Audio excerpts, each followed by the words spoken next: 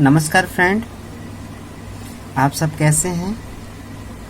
आज हम लोग क्लास 10th का पहला जो चैप्टर है भौतिकी का, उसका हम लोग आज अध्ययन करेंगे। और ये जो क्लास होगा बहुत बेसिक सी क्लास होगा। जो क्लास 9th में भौतिकी पढ़े नहीं हैं वो भी समझ लेंगे। तो देखिए, बहुत ही अगर कहा जाए तो सिंपल है, ठीक है ना। आप इसको बहुत आसानी से समझ सकते हैं। तो हमारा जो पहला चैप्टर है क्लास 10th का, प्रकाश का परावर्तन, जिसे इंग्लिश में हम लोग क्या कहते हैं, रिफ्लेक्शन ऑफ लाइट के नाम से जाना जाता है। और ये हम लोग पढ़ते किसमें हैं, विज्ञान में। तो सबसे पहले आपको पता होना चाहिए, अगर आप जैसे कोई पूछे कि आपसे कि आज क्या पढ़ाई हुआ, तो आज कहे आप विज्ञान पढ़ाई हुआ। तो अगर आपसे कोई पूछे विज्ञान क्या है, विज्ञान यानी साइंस पढ़ के आ रहे हो, तो विज्ञान क्या है, साइंस क्या है, ये बताओ, तो आप क्या बताएंगे। तो देखिए, विज्ञान क्या है, तो अगर यूं अगर कहें हम विज्ञान क्या है, बी ज्ञान, यानी बी मतलब बुद्धि, अज्ञान यानी मतलब कि अगर हम लोग कोई किसी भी काम में अगर अपनी बुद्धि को लगाए और कुछ उससे नया प्राप्त हो जाए, वो क्या है, आपका विज्ञान है। ठीक है, आप कुछ भी काम करते हैं, जैसे ठीक है, अब काम कर रहे हैं, अब करते वक्त अच्छा काम कर दिए, तो कोई नहीं कहता है, कहेगा कि वाह बड़ा अच्छा दिमाग लगेले बटे, बड़ी अच्छा विज्ञान लगेले बटे ये अपन। तो ये होता है, बात समझ में आया। तो विज्ञान क्या होता है कि सावधानी पूर्वक तथा क्रमबद्ध तरीके से प्रयोगों तथा परीक्षणों से प्राप्त ज्ञान को विज्ञान कहते हैं। बात समझ में आया। आप जो कुछ भी कर रहे हैं, सावधानी पूर्वक एक क्रमबद्ध तरीके से आप कोई भी प्रयोग या परीक्षण करें, तो उससे जो ज्ञान आपको प्राप्त होता है उसी को क्या कहते हैं, हम लोग विज्ञान कहते हैं। विज्ञान के पितामह गैलीलियो को कहा जाता है। ठीक है, अब यहाँ पे हम लोग और पढ़ते हैं विज्ञान के प्रकार।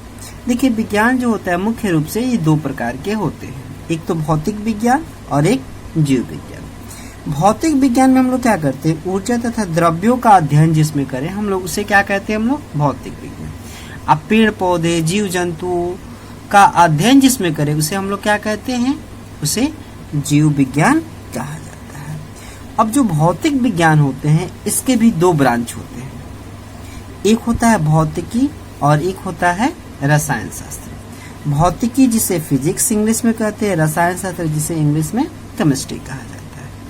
और जीव विज्ञान के भी दो पार्ट होते हैं, एक वनस्पति विज्ञान जिसे बोटनी कहते हैं, और दूसरा जो होता है प्राणी विज्ञान जिसे जूलॉजी कहा जाता है। अब इसमें हम लोगों को पढ़ना है प्रकाश का जो परावर्तन जो चैप्टर आता है वो भौतिकी में आता है। तो हम लोग ये भी जान लेते हैं भौतिकी किसे कहते हैं। तो हम लोग ये जान लेते हैं भौतिकी किसे कहते हैं।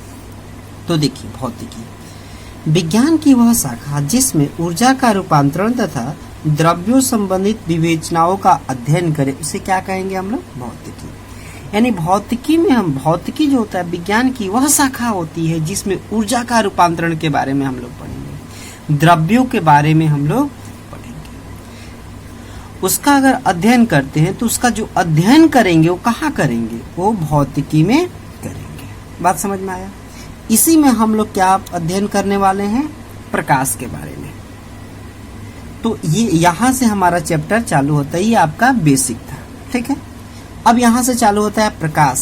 प्रकाश क्या है, तो देखिए प्रकाश क्या है, तो प्रकाश जो होता है एक प्रकार का क्या है, ऊर्जा का रूप है, जिसकी सहायता से हम किसी वस्तु को क्या करते हैं, साफ साफ देख सकते हैं। अगर प्रकाश ही ना हो तो हम किसी वस्तु को देख सकते हैं, अंधेरा में क्या किसी वस्तु को हम देख पाएंगे, नहीं देख पाएंगे। जैसे ही हम टर्च मारते हैं, लाइट जलाते हैं, वैसे ही हम किसी वस्तु को देख पाते हैं, नहीं तो ऐसे अंधेरे में हमें कुछ दिखाई ही नहीं देता है।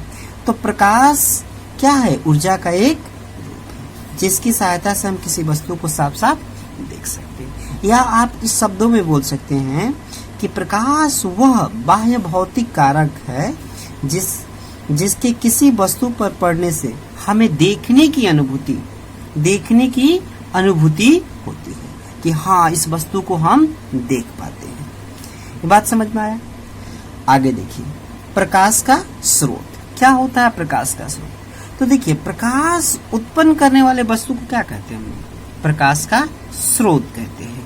जो भी वस्तु अगर प्रकाश उत्पन्न करे उसे क्या कहेंगे हम लोग? प्रकाश का स्रोत। जैसे सूर्य क्या करता है? प्रकाश उत्सर्जित करता है, तो सूर्य क्या है? प्रकाश का स्रोत है। तारे हो गए, तारे भी क्या है? प्रकाश का ये भी स्रोत है। मोमबत्ती ये भी प्रकाश उत्सर्जित करता है, तो ये भी प्रकाश का स्रोत हो गया। बल्ब, टर्च, लालटेन इत्यादि ये सभी जो।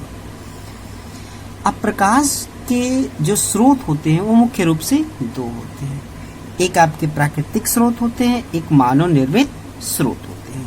तो प्राकृतिक जो स्रोत हो गए, जैसे सूर्य हो गया, तारा हो गया, चंद्रमा हो गया, जुगनू हो गया, ये क्या है? प्राकृतिक स्रोत है, यानी ये भगवान द्वारा बनाए गए। मानव निर्मित स्रोत जैसे टर्च, लालटेन, विद्युत बल्ब हो गया,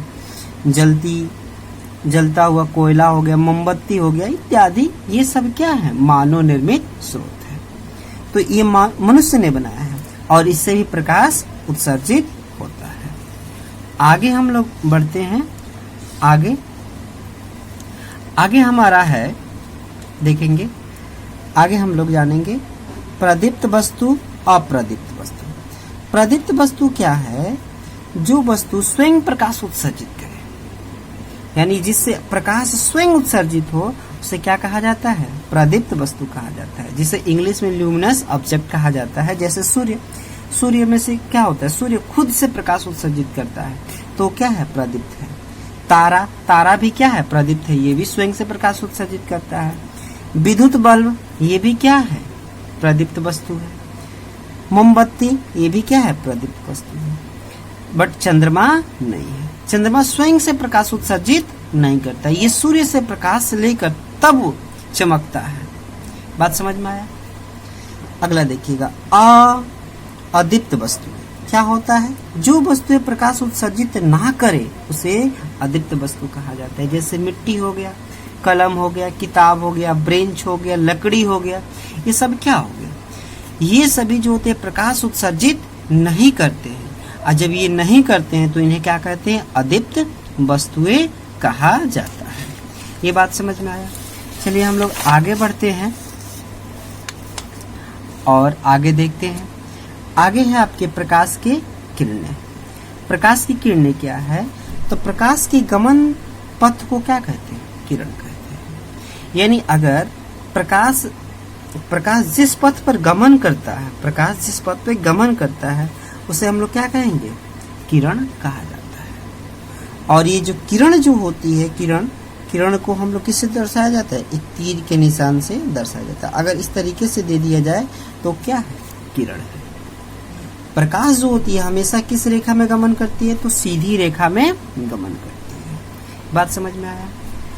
अब आगे बात करते हैं हम लोग किरण पुंज की। क्या होता है किरण पुंज? तो देखिए, किरणों के समूह को क्या कहते हैं? किरण पुंज कहा जाता है। किरणों के समूह को क्या कहते हैं हम लोग? किरण पुंज। जैसे ये सूर्य है और सूर्य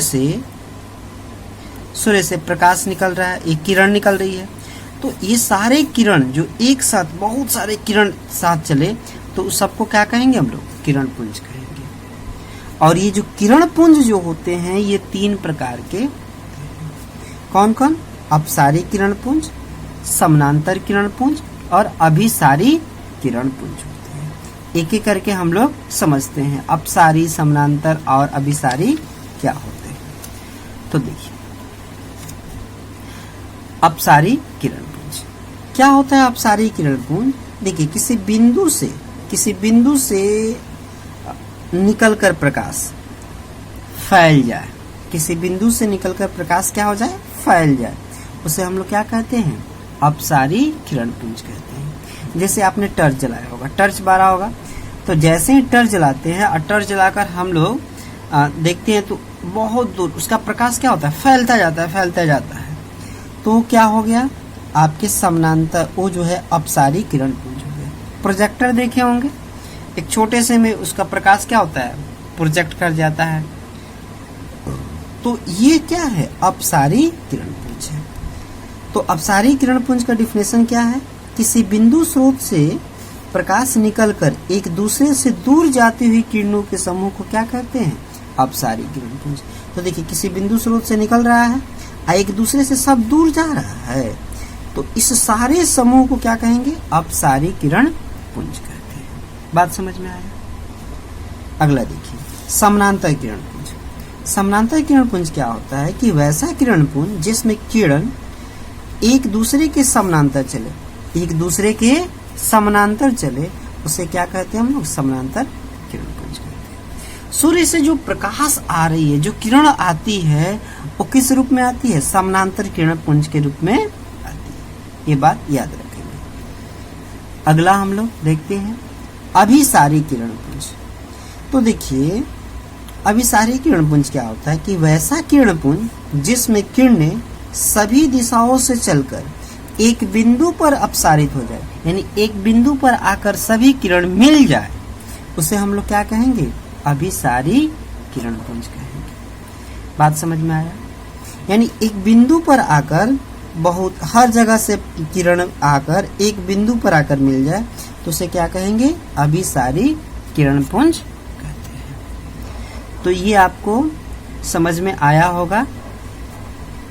आशा करते हैं कि ये आपको समझ में अच्छे से आया होगा। और फिर मिलते हैं हम लोग नेक्स्ट वीडियो में। जय हिंद।